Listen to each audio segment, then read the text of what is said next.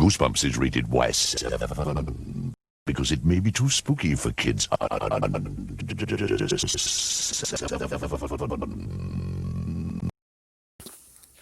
After a long while, Goosebumps fans, it looks like we finally get to have more videos thanks to PopArena.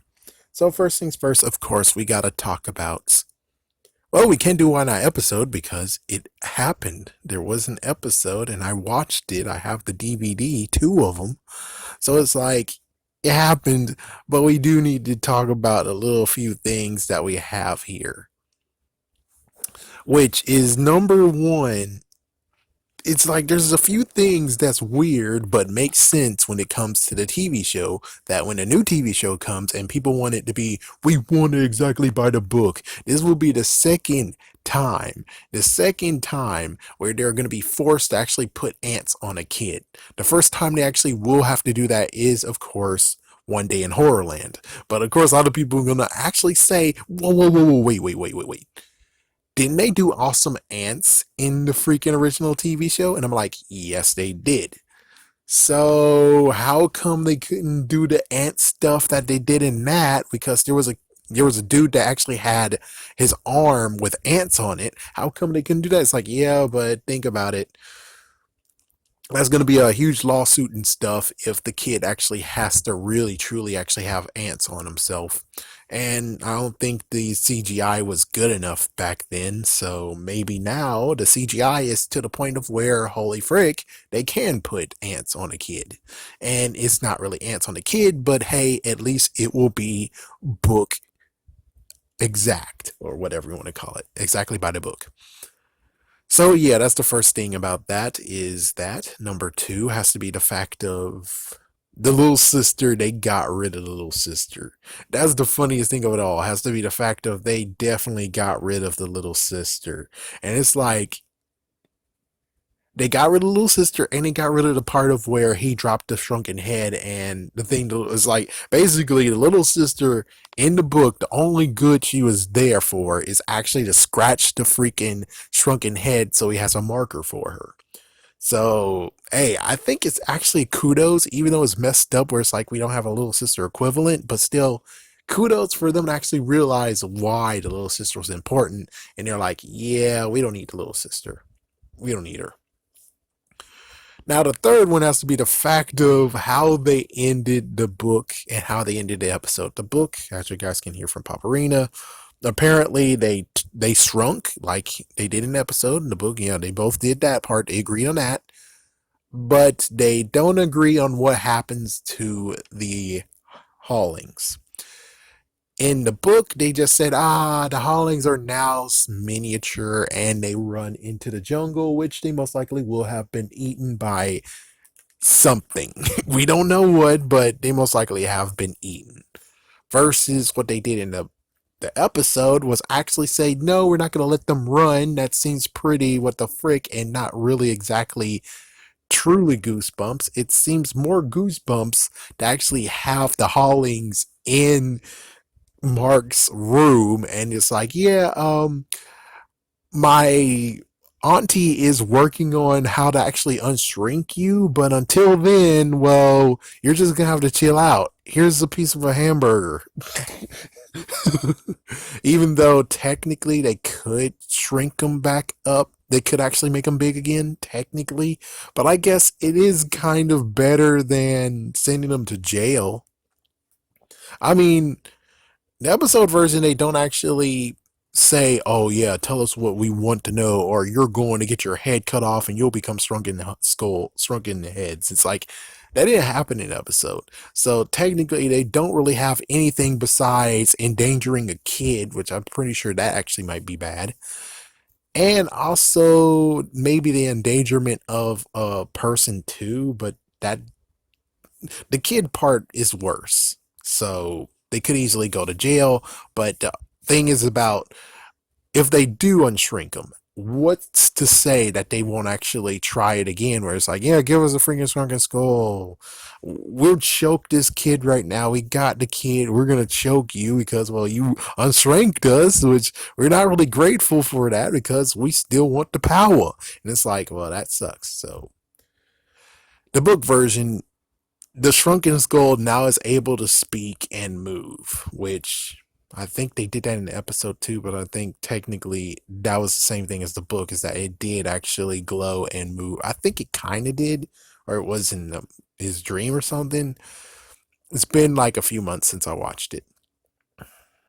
Anything else? I think that's it. It's like, now the question that PopArena kept on saying is, where did the power come from? And where did Shrunken Head come from? And I'm like, okay, well, I liked it in the movie, so Mulangi, yeah, Muglani, that guy, and he was in the Jungle Book. That, hey, lo and behold, freaking Pavarina knows the book. So it's like, yeah, so he created it, he gave the power. All you got to do now is, instead of have it to be Tales of Give, not Tales of Gives You Goosebumps, whatever they called it, whatever, anyways, that, so instead of having just that book, they now actually have a concentrated one, and I'm trying to figure out which would be better. Another Most Wanted, which it will have the Shrunken Head, which basically would just have the Shrunken Head, and we get the story of, basically it's a prequel, because he did it with Planet of the Law Gnomes. Technically he did it with that, so how come he couldn't do it with the Shrunken Head? So we actually get to see what happened when it came to the aunt and Mulagi. Maybe it's an actual interesting, hopefully I didn't butcher his name, but anyways, I'm sleepy. Maybe there was a nice little thing that happened, and there was just something that she did, and maybe the Hollings are there, and the Hollings actually helped out. It was just an amazing adventure, and in the end, she gets to have a Shrunken Head, and she gets the power bestowed on her because of the good deed she did. While Richard, on the other hand, maybe actually he was hoping that, well, you gave her the thing, so how come the rest of us don't get to have the power? What? Hey, it's not fair. And it's like that will drive him to the book that we originally read, which actually adds more story than just being like, of course, the usual thing of a person actually wants power. And Richards are not to be trusted. Remember that, kids. No kids are watching this, but still, that would actually work. The other idea would be, frick it, let's put it on Slappy World, and the Shrunken Skull actually tells the tale of how everything happened to where the powers and stuff. So the Shrunken Skull is telling the story. But the thing is that if the Shrunken Skull is telling the story and Slappy's also interrupting and stuff, it clashes with each other. I guess technically in the Most Wanted, you could actually have the skull actually be the talking person, because usually, yeah, it's like usually you have to have some kid involved, and it's like maybe Mulagi actually does have a kid. Maybe his kid actually had something messed up, and she had to, the aunt saved the child, and Mulagi just has like a, who knows, maybe it's a protege, maybe it's his successor, and that's what happened. It's the fact of something like that. Not sure. But I'm just saying a Most Wanted book would be good. And this is like the second time in a row where I'm like, a Most Wanted book. Another Most Wanted book that actually is screamed on. Just like How to Kill a Monster. People are screaming for that book too. You could actually just make a book where we get the continuation of Mark with his Shrunken Skull, but what exactly would be the story that we're going to tell? What exactly is the story? I don't know. It's like, yeah, it's like, I don't know. Maybe the person who originally had the Shrunken Skull is coming back to grab it or something, which, okay, sure, that would be kind of okay. Or, I don't know. It's like, I don't really know for sure what you could do when it comes to being like, oh, Mark is back. It's like, the only thing I can think of what to do if we want to is just give us the prequel, tell us exactly where the power came from and where the Shrunken Skull came from. Make Mulangi another freaking entry, so he's actually able to be a little bit canon, instead of it's like, oh, you chose, oh my gosh, he has a Shrunken Skull that actually kills you or some kind of crap. Instead, it's like, there he is. He has all the powers. He knows how to do stuff, blah, blah, blah. There you go. The end. Yeah, but Personally, I kind of actually like the episode one better. It's like, yeah, I like the episode ending better.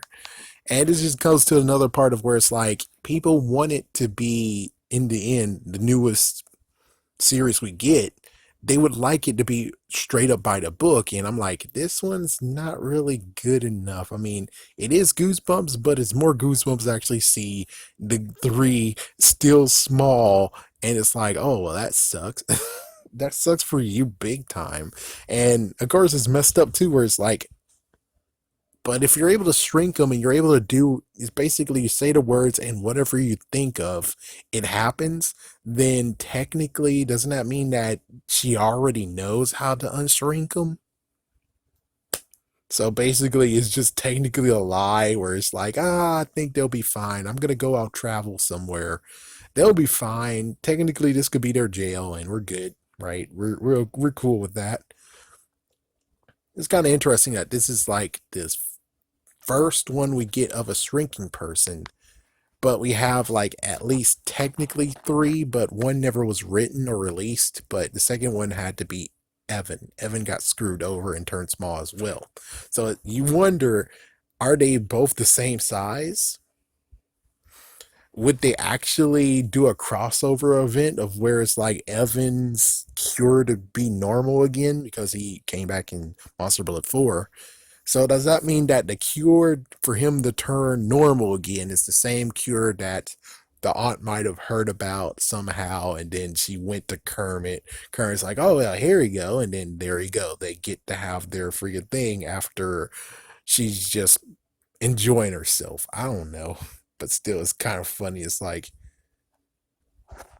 in the episode, the freaking aunt is a jerk, though, in the end. But of course, Richard's a jerk bag too. He's the major jerk bag in his first place of why everyone got screwed over. It's like, if it wasn't for him for his thirst for power, everything would have been okay.